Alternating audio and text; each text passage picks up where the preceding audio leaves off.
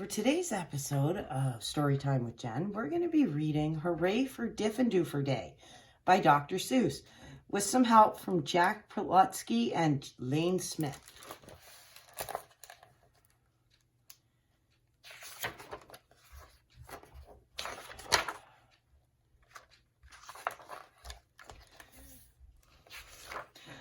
I've always lived in Dinkerville. My friends all live here too. We go to Diffendoofer School. We're happy that we do. Our school is at the corner of Dink Zuber and Dink Zot. It looks like any other school, but we suspect it's not. I think we're learning lots of things not taught at other schools. Our teachers are remarkable. They make up their own rules. Miss Bobble teaches listening. Miss Wobble teaches smelling. Miss Fribble teaches laughing, and Miss Quibble teaches yelling. Miss Twinning teaches tying knots in neckerchiefs and noodles, and how to tell chrysanthemums from miniature poodles. Miss Vinning teaches all the ways a pigeon may be peppered, and how to put a saddle on a lizard or a leopard. My teacher is Miss Bonkers. She's as bouncy as a flea. I'm not certain what she teaches, but I'm glad she teaches me. Look, she chirps, I'll show you how to tell a cactus from a cow, and then I shall instruct you why a hippo cannot hope to fly. She even teaches frogs to dance and pigs to put on underpants. One day she taught a duck to sing. Miss Bonkers teaches everything. Of all the teachers in our school, I like Miss Bonkers best. Our teachers are all different, but she's differenter than the rest. We also have a principal. His name is Mr. Lowe. He's the very saddest man that any of us know. He mumbles, "Are they learning this and that and such and such?" His face is wrinkled as a prune from worrying so much. He breaks a lot of pencil points from pushing down too hard, and many dogs start barking as he mopes around the yard. We think he wears false eyebrows. In fact, we're sure it's so. We've heard he takes them off at night. I guess we'll never know. But we know he likes Miss Bonkers. He treats her like a queen. He's always there to watch her when she's on the trampoline. There are many other people who make Diffendoofer run. They are utterly amazing. I love every single one. Our nurse, Miss Clot, knows what to do when we've got sniffles or the flu. One day I had a splinter, so she bandaged me from head to toe. Mr. Plunger, our custodian, has fashioned a machine, a super zooper flooper do. It keeps the whole school clean. Our music teacher, Mrs. Fox, makes bagpipes out of straws and socks. Our art instructor, Mr. Bees, paints pictures hanging by his knees. In science class with Mr. Katz, we learned to build robotic rats. In gym, we watched as Mr. Bear hoists elephants into the air.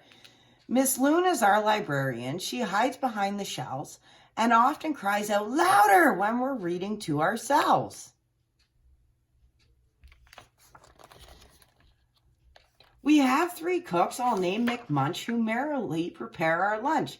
They make us hot dogs, beans, and fries, plus things we do not recognize.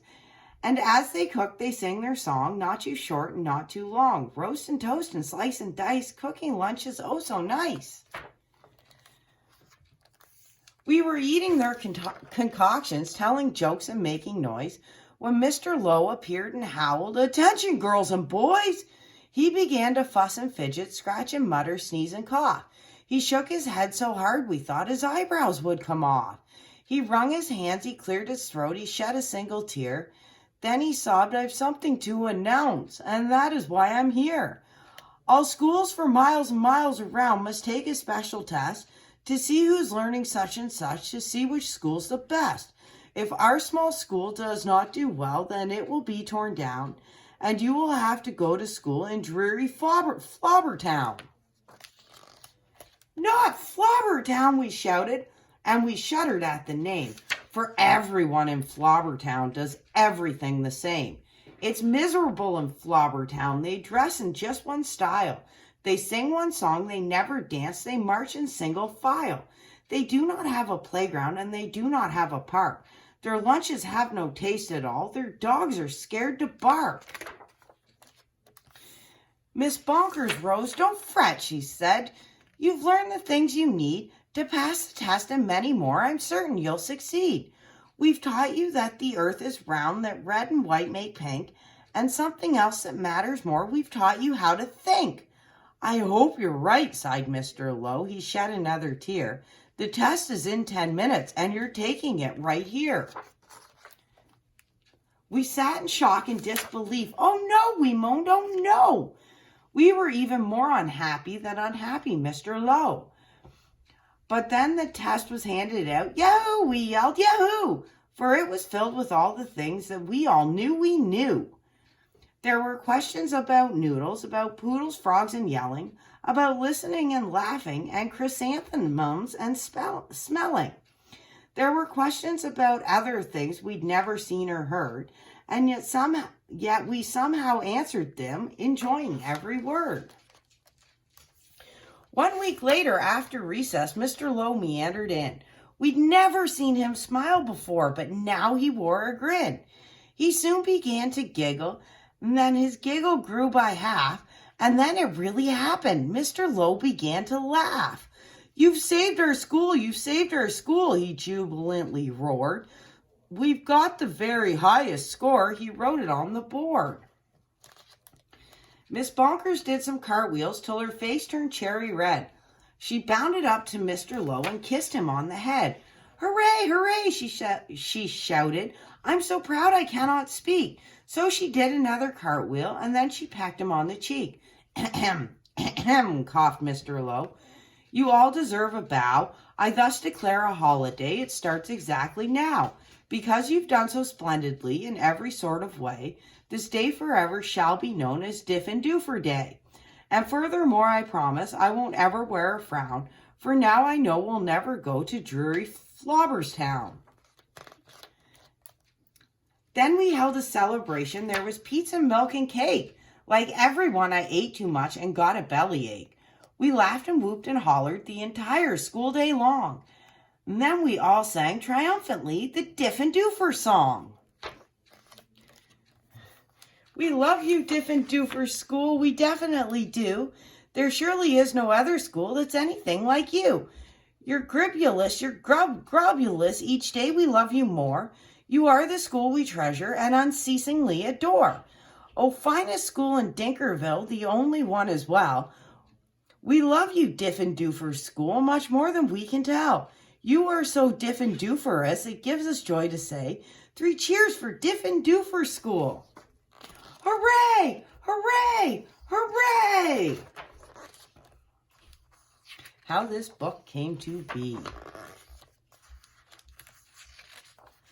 Dr. Seuss, or Ted as everyone calls him, his real name being Theodore Seuss Geisel, usually didn't talk about what he was working on. Often we had no idea what the book was until he flew to New York to present us with a polished manuscript and the finished art. However, during a telephone chat in 1988 or 89, when I asked him what he was doing, he did not sidestep the question with a humorous non-answer. Oh, I'm trying to do a book about a school teacher, he said, but I'm not sure if teachers will like it. I assured him that the teachers probably would like it. Well, I don't know, he continued. This teacher is pretty different. And that was the first and the last I heard of the project. And within a year or so, he submitted to me, his editor, Random House, Oh, the Places You'll Go, his last work. After Ted died in 1991, I asked his steadfast secretary, Claudia Prescott, to send me whatever he had done on the book about the teacher. Oh, you mean Miss Bonkers, she instantly responded, for that was how Ted had referred to it. He had the sketches up on his bulletin board for a long time, Claudia said, and he used to say, Miss Bonkers is driving me bonkers. Ted had taken a fancy to Miss Bonkers, and Claudia hoped that I would too. When the package arrived, I ripped it open and read it in a rush. There were 14 pages of wonderful colored pencil sketches, each with a scrawled couplet or two in Ted's characteristic handprinting. Some pages had as many as 4 different sketches. This package also included a few other sheets of paper with lists of possible names for the school and places in the school, such as the lunchroom and the gym where he planned to take the story. Because of all the teachers in our school, we like Miss Bonkers best. Our teachers all are different, but she's differenter than the rest. She's the one who teaches how to tell a cactus from a cow. And we have to keep her strong and well so she can ring the assembly bell.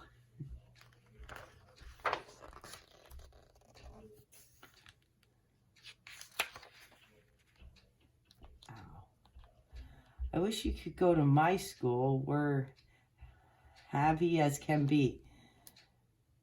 At William Wilkins Woofer Jr. Elementary. The wonderful Woodrow Watkins Woofer Elementary. The wonderful, just all notes on what he wanted to call the school before he came to Diffendoofer. Our principal is Mr. Ladd. He sort of makes us sort of sad. We think his big toe hurts quite bad. We're sorry for poor Mr. Ladd. Though I loved what I saw, my heart sank. I had harbored the hope that Ted had actually completed a story, but he had not gotten that far. He had created some characters, a setting, and a few verses. Though it didn't add up to a book, there was definitely something there, and something so fresh, funny, and in a way I couldn't possibly explain, important about these sketches that I wanted to find a way to publish it. But I was baffled as to how to do it. Doctoring Dr. Seuss was something I had never had to do during the 11 years I was his editor. So I did as Ted had done, put it aside and went on to something else. Every once in a while I would pull out the file and look at the sketches again. Eventually it dawned on me that what he had been trying to do was write a story in celebration of individuality and creative thinking. Light bulbs began flashing. Why not ask children's poet Jack Prelutsky and children's book illustrator Lane Smith to finish what Ted had started? If anyone could do it.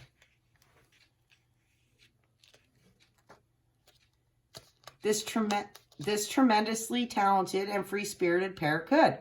They both resemble third-grade classroom cut-ups, the kind of wise guys in the back of the room who Ted admired but was always too shy to join, at least not in public. They are funny and they are original. I knew I could count on them to not simply imitate Dr. Seuss, though they are big fans of his, so yes, why not ask them?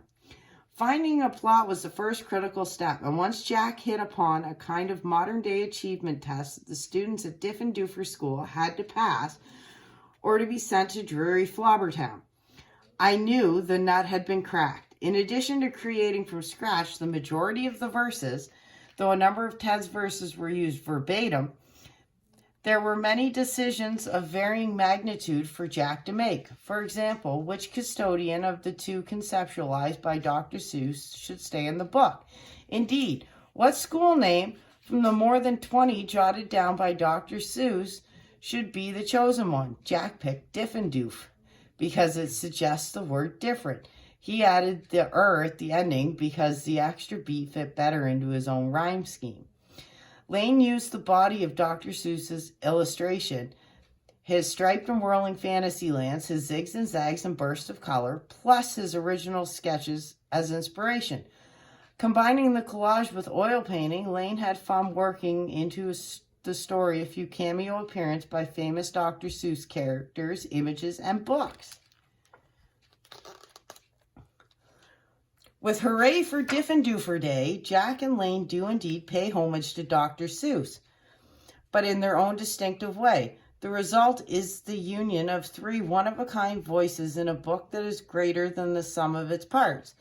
I have a hunch that Ted's unfinished story about the unsinkable Miss Bonkers and the very different school she was a part of led him to "Oh, the places you'll go" when he got stuck trying to praise those who teach us how to think. He simply leapfrogged to how we'll be called upon to use those brains in our head and feet in our shoes after graduation day. Out in the school of life, which is the setting for "Oh, the places you'll go," I think Miss Bonkers' class and all the graduates of Diffendoofer School would indeed succeed. 98.75% guaranteed. So thank you, Jack and Lane, for making it possible for Miss Bonkers to have her day in class. Janet Shulman, New York, April 1998.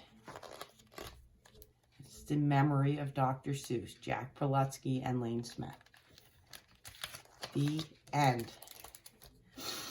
That's it for today's episode of Storytime with Jen. Don't forget to like and subscribe, and we will see you tomorrow.